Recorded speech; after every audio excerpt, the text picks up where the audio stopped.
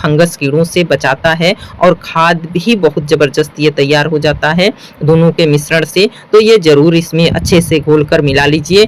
1 litre पानी में 100 ml और अगर 2 लीटर के बॉटल है तो उसमें 200 ml इसका पानी हुआ होना चाहिए स्प्रे के लिए। अगर मिट्टी में डाल रहे हैं तो इतनी ज़रूरी नहीं है कि पूरी तरह से घुल जाए, पर जब स्प्रे करते हैं तो पूरा घुलना चाहिए। तो इस तरह से आप घोलकर और इस पानी में डालकर और इसका स्प्रे आप करेंगे पौधों में अपने। जैविक कीटनाशक कोई भी हो 15 दिन में अपने पौधों पे स्प्रे ज़रूर करना चाहिए, पर कई बार कीड़ों पे डिपेंड करता है कि कई बार कीड़े लग जाते हैं, ज़्यादा केयर नहीं करते हैं तो इसमें तो आप 1 हफ्ते में इस पानी को स्प्रे कर सकते हैं। क्योंकि जैसे नर्सरी में देखते हैं कि छोटे-छोटे पौधों में ही बहुत सारे फल लदे होते हैं, इसके लिए बहुत बड़ा गमला भी नहीं होता है। इसी तरह हमने अपने छत पे भी बहुत सारे फल पा सकते हैं। अगर चीकू में फल-फूल नहीं आ रहे हैं तो 2 ऐसे फार्मूले जिसको अपनाकर बहुत सारा फल-फूल आ सकता है। और यही नहीं, पौधों की इम्यूनिटी भी बढ़ाता है और फंगस कीड़ों से भी बचाता है। सिर्फ 1 मंथ में 1 बार देने की ज़रूरत है और कलियाँ बननी शुरू हो जाएँगी, कलियाँ गिरेंगी भी नहीं। 1 मंथ पहले हमने अपने पौधे में दिया था फ्रेंड्स, देखेंगे कि कितना छोटा पौधा है और कितनी सारी कलियाँ इसमें लग रही हैं। तो इस तरह से अगर चीकू में फल-फूल नहीं आ रहे हैं तो ये फ़ॉर्मूला अपनाकर ज़रूर आप एक बार देखिए। चीकू के पौधे के लिए एक बात बहुत ज़रूरी ध्यान देने वाला है कि चीकू का पौधा धूप बहुत चाहता है, तो धूप इसको बहुत पसंद है। तो 6 से 7 घंटे कम से कम इसको तो धूप चाहिए ही चाहिए और धूप में ये रहता है तभी ये सही चल पाता है पौधा। तो इस तरह से, और पानी इसके जड़ों में न रुके कि पानी ज़्यादा नहीं देना है, जब मिट्टी थोड़ी सूख जाए तभी इसमें पानी देना है। पौधों में फंगस कीड़े तभी लगते हैं जब हम ज़्यादा पौधों पे ध्यान नहीं दे पाते हैं, क्योंकि किसी कारण बस भी कहीं जाना आना हुआ या कुछ भी हुआ तो जो गार्डनर है उसके तरह घर वाले ध्यान नहीं दे पाते हैं। यही कारण है कि हमारे पौधे में भी काफ़ी सारे घास निकल आए देखिए, और ये चींटी कीड़ों के लिए बहुत स्रोत बन जाता है। इसी कारण से मिट्टी की गुड़ाई नहीं हो पाई, या मिट्टी की गुड़ाई नहीं हो पाई तो हमारे पौधे में काफ़ी चींटियाँ लग गई, क्योंकि मीलीबग इसमें 1-2 लग गए हैं जहाँ भी फ्लावर्स आ रहा है, तो यही पौधों को नुकसान पहुंचाते हैं। तो इसके लिए ये घास निकालना बहुत ज़रूरी हो जाता है। आप देखेंगे कि ग्राफ्टेड एरिया आपको दिख रहा होगा ये, कि अभी भी पन्नी हमने हटाया नहीं है, उसी तरह लगा हुआ है, क्योंकि ज़्यादा दिन का पौधा नहीं है। और इसमें देखेंगे ये मीलीबग और चींटियाँ भी दिख रही हैं। घास निकालने के बाद काफ़ी चींटियाँ कम हो गई, इक्का दुक्का चींटी दिख रही हैं, तो उसको भी हम देखिए, ये जो है अभी बहुत नाजुक पौधे का ये पत्तियाँ हैं ऊपर, तो इस वजह से लकड़ी के सहारे से धीरे से हमने 1-2 मिलीबग हैं उसको हटा दे रही हूँ, क्योंकि बहुत ज़्यादा पानी का प्रेशर भी देंगे तो पत्तियाँ शायद पत्तियों को नुकसान पहुँचे, इस वजह से ये आराम से मिलीबग में हटा दे रही हूँ। इतने छोटे चीकू के पौधे में फल नहीं रखना चाहिए, और चाहे जो भी पौधा हो छोटे में ही अगर फल दे रहा है तो उस फल को हटा देना चाहिए, क्योंकि ये फल पकाने बढ़ाने में अगर ये पौधा लग जाएगा तो इसका ग्रोथ रुक जाएगा, डालियाँ कमज़ोर रह जाएंगी, तो इस वजह से इसमें रखना नहीं है। पर जो हमने दिया था फ्रेंड्स, जिसके कारण से इसमें इतने फल कलियाँ लग रही हैं, तो वही आप लोगों से शेयर कर रही हूँ कि इससे अगर बड़े भी पौधे हो गए हैं, खाली पत्तियाँ निकल रही हैं, फल नहीं लग रहे हैं, तो उसको अपनाकर अपने गार्डन में आप फल ले सकते हैं। में ये देखिए प्याज है, जो प्याज के छिलका जो होता है रेड वाला, सूखा ही छिलका लीजिए, और इसमें हरा छिलका नहीं लेना चाहिए, खासकर नाजुक पौधों के लिए।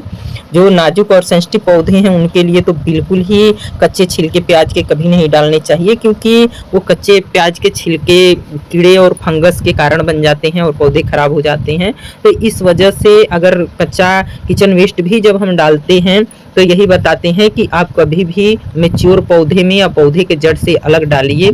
तो इस तरह से प्याज के छिलका कभी भी लीजिए तो उसका सूखा हुआ छिलका रेड कलर का जो है वो लीजिए। छिलके का इस्तेमाल 2 तरह से कर सकते हैं, एक तो उबाल देंगे तब भी उसके पानी में पोषक तत्व आ जाएंगे, नहीं तो 2-3 दिन आपको भिगोकर रखना पड़ता है, तब जाके सारे पोषक तत्व इसमें आ जाते हैं। इसमें काफ़ी सारे पोषक तत्व होते हैं पौधों के लिए, जो फलों को बढ़ाने के लिए, फलों को लगने के लिए, जड़ों की मजबूती के लिए, पत्तियों के लिए या कीड़ों के लिए, सब में कारगर होते हैं। प्याज के पानी में iron, phosphorus, potassium, calcium, magnesium जैसे बहुत सारे पोषक तत्व पाए जाते हैं, जो पौधों के लिए बहुत लाभकारी होते हैं।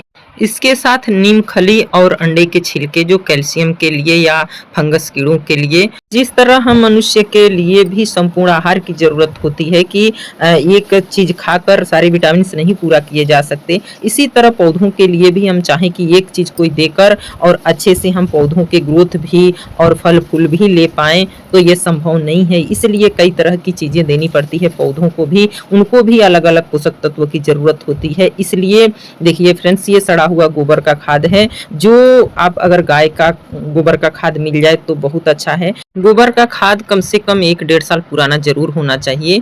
पौधों की मिट्टी हमने पहले निकाल दिया था क्योंकि उसका रूट थोड़ा सामने आ जाता है तो रूट अच्छे से ले पाता है खाद को। गोबर के खाद 3 मंथ से 6 मंथ में एक बार देना ज़रूरी होता है पौधों को, क्योंकि और भी सारे बहुत लिक्विड फर्टिलाइज़र हम लोग बीच-बीच में देते रहते हैं। इसके साथ नीम खली ज़रूर दीजिए। नीम खली में काफ़ी मात्रा में नाइट्रोजन होता है। इसके अलावा इसमें सूक्ष्म रूप से काफ़ी ऐसी चीज़ें होती हैं जो पौधों की इम्यूनिटी बढ़ाता है, ग्रोथ बढ़ाता है और पौधों में फंगस और कीड़ों का समस्या दूर करता है।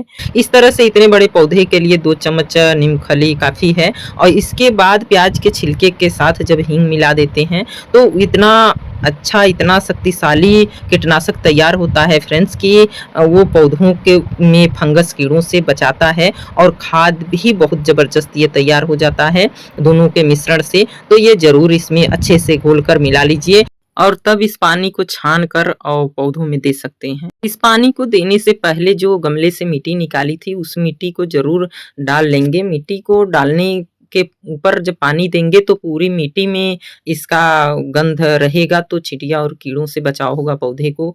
ये हुआ जड़ों का काम। अगर पूरा पौधा स्वस्थ रखना है फलों के लिए तो इसके लिए यही काम आप ऊपर भी करना पड़ेगा, क्योंकि ये पौधों के ऊपर भी काफ़ी सारे कीड़े वगैरह लग जाते हैं जो जैसे हमारे में ही मिलीबग लगी हुई थी व्हाइट। 1 लीटर पानी में 100 ml और अगर 2 लीटर के बॉटल है तो उसमें 200 ml इसका पानी, हींग और प्याज का पानी।